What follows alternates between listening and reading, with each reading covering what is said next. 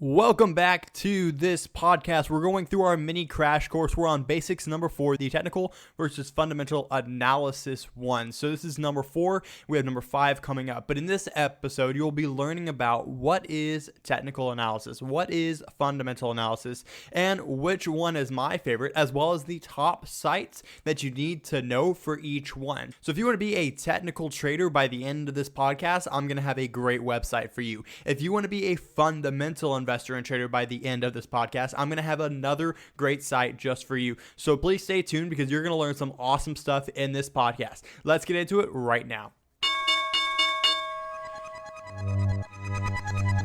Welcome to the Impeccable Investor Podcast. The strategies and secrets you will learn on this podcast will help you profit from the market with ease. Remember, if it's hard, then it's probably not right. Now, your host, that crazy stock guy, Austin Booley. So jumping straight into it here, we're going to get into technical analysis, or what I'm going to be referring to as TA.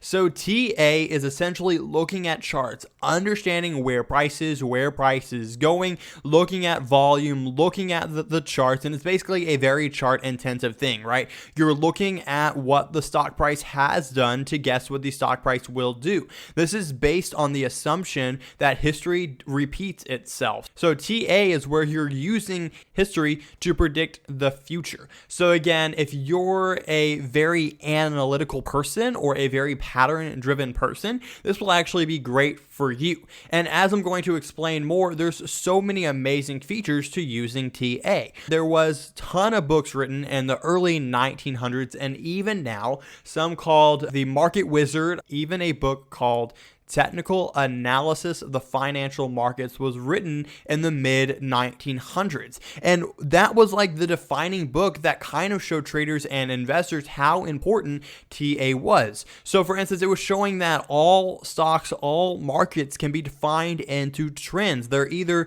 in a range bound, they're plateaued, they're moving up, they're moving higher, or they're plateaued again. So really the TA shows you what's going on with the stock, and it helps you predict which way it's going based on what the stock is currently doing. So all these amazing books have discussed it. There are also many hedge funds that use it as well. Hedge funds use these technical analysis or this TA as well as banks. So it's not only being used by day traders on YouTube, but it's being used by the financial market, the financial sector, and big players as well. So also something you have to expect is TA works because people expect it to work. This goes off the fundamental premise of the stock market that if everyone is expecting something to happen, then it will happen. So what I mean by that is this: the stock market is all about expectations and reality. I talk about this with my students a lot because it really has a big effect on earnings and news and other stuff. But the TA side of analyzing a stock gives you an assumption of what you think the stock should do. And if everyone is seeing that as well, then it's going to happen, because when everyone expects something to happen in the stock market, then it does. The reason for this is, as I mentioned in the past of this mini crash course so far, is that it's all based on a transaction. This market moves from buying and selling. So what happens is, if people see TA that shows the stock to be moving higher, or they think the stock is going to break higher, then everyone is thinking that too, then they're all going to start buying. And because they thought it was going to move higher and they started buying, and everyone thought that as well, it starts to move higher and the stock starts to go up and up and up. So as I was explaining, it works because people expect it to work. That's how it does. It's a mob mentality. When people see something that they've been trained to look for and it starts to work out, then it works. And that's how TA works. You're looking at the chart, you're looking at volume, you're looking at support and resistance, where the stock is weak at, where the stock is strong at, where the buyers are, and where the sellers are as well. So again, this is a very strong way, or a very reliable way, to predict a stock when you're looking at it in the right way, when you're looking at it in terms of trending, range bound, and downtrending, because you can easily predict which direction these will go based on the current trend. So again, that was my brief analysis of a technical analysis, but now we're going to get into the second part of this podcast, which is explaining more about fundamental analysis. So when we're looking at the fundamentals of a company, we're assessing the stock's market value, we're assessing the stock's ratios, we're assessing their income, their revenues, their expenses, and all that stuff. So for instance, if you heard of Form 4's annual reports, quarterly reportings, if you heard that assets equals liabilities plus equity, that is where this comes from. We're looking at the balance statements, we're looking at the statements of cash flows, we're looking at the income statement. We're looking at all these statements and all these ratios to assess what the company is, because as I discussed in the first basics number 1 of this crash course, a stock is a company. So we can't really have, or what the people who follow fundamental analysis say is, we can't have a good understanding of the company or a good understanding of the stock unless we understand the company well. So that's why they look at the ratios. That's why they try to get book value. Now, if you're wondering what book value is, it's basically what the ratios, what the numbers of the company say the stock price should be worth. So for instance, at this current moment we're at, I believe the book value for Tesla is roughly $52 per share. So that is the fundamental value of Tesla. The current trading price of Tesla is around $2,000. Again, right now, I just looked at my watch. It says it is August 18th, 2020. So again, that's what we're looking at right now. And that's insane. That shows the difference between fundamental value and what the current value is. So based on someone who follows the fundamental analysis side, they would not have invested in Tesla because they think it's not a good buy, right? They're looking for the fundamental price of a company to be higher than what the actual stock price is, right? If they expect the stock based on the company to be worth $50 and the stock is trading at 10, then for them, for fundamentals, that is a deal, right? Because you're buying something at $10 that is essentially worth $50. So again, that is more about fundamental analysis, how it works and why it works. So again, to explain a bit more, it's not really going off of the fact that history repeats itself, but you're using their revenues, you're using their income and their expenses to project into the future what you expect them to make. So you can also get future assumptions like we can with TA. Now, again, I hope that made sense. I kind of explained a bit about TA. I explained a bit about fundamental analysis. Again, I could go really in depth on each one, but at the end of the day, that won't help you. And again, we could be here for like an hour-long podcast, and I don't really want to do that to you because I know your time is valuable and so is mine. So right now, I just want to get into comparing each one. So there is this quote that I'm sure a lot of you have heard before. If not, you're about to hear it, and then it'll come up a lot, right? So the quote is, amateur traders want to be right. Pro traders want to make money.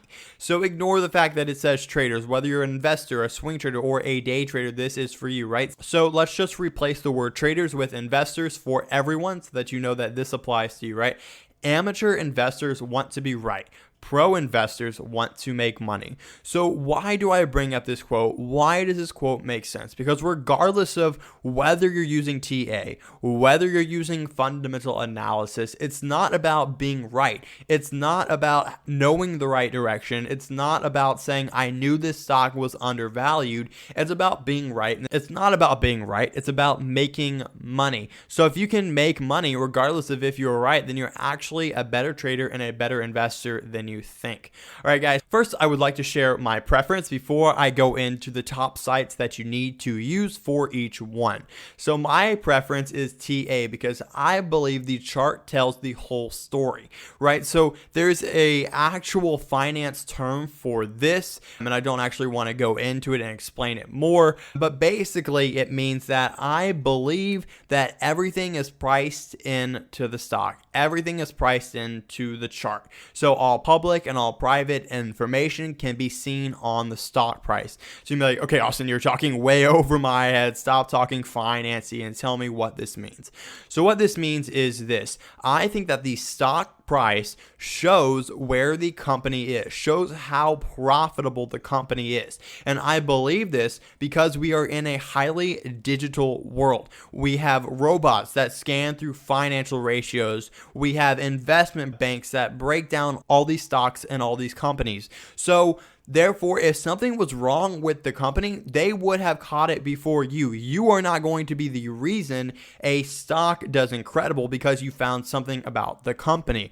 All the information you need or is available has already been found. So I think if you just watch the stock price, then you can see what's going on and you can understand if the company is good. If the stock is constantly moving higher, is constantly trending up, then that company is a good company. If that stock has been trending up for the past 3 years, then it's probably a good company. It's not going to fall massively just because you think you found something. If there was something to find, it would have been found already. Now, again, there are exceptions to this rule, but I'm saying in general, 99.9% of the time, I believe that if the stock is doing well, the company is doing well also. So that's why I don't divert a lot of my attention to the fundamentals. I just watch the chart. Anyways, let's get into the top sites that I know that you're probably excited for.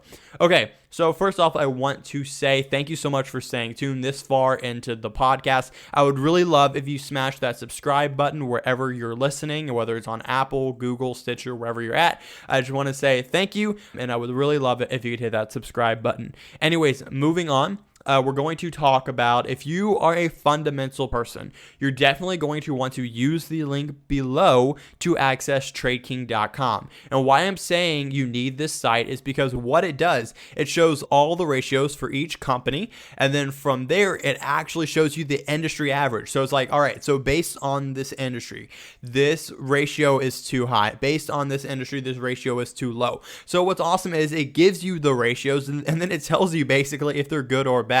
So there's not a lot of guessing involved. It tells you exactly what you need to know. And that's what I really love about TradeKing.com. Now, the reason why you need to use the link attached to this podcast is because you do have to sign up. But if you use the link that I included, it's like a direct access point so that you don't have to sign in and all that stuff. So please use the link below for that. Anyways, if you're more of a technical person and more of a TA person like myself, then you want to check out TradingView.com. Please use the link below to check that out. It is an affiliate link if you do decide to do a paid plan, but it is a free account that you can make. And what it is it has an app, it has a browser, and it's like a full-fledged chart. It's so awesome. I use TradingView daily. I used it years on the free account, and I finally upgraded because I love it so much. But you can pull up any stock you want from any country at any time, and it shows you everything you want to know about the stock. You can even go through people's ideas and what they think about stocks, almost like a stock twit, but for a more professional feel. All right, guys, once again, thank you so much for listening to this podcast. Please hit the subscribe button and check out those links below. Thank you for listening. See you in the last episode of the mini crash course next Thursday.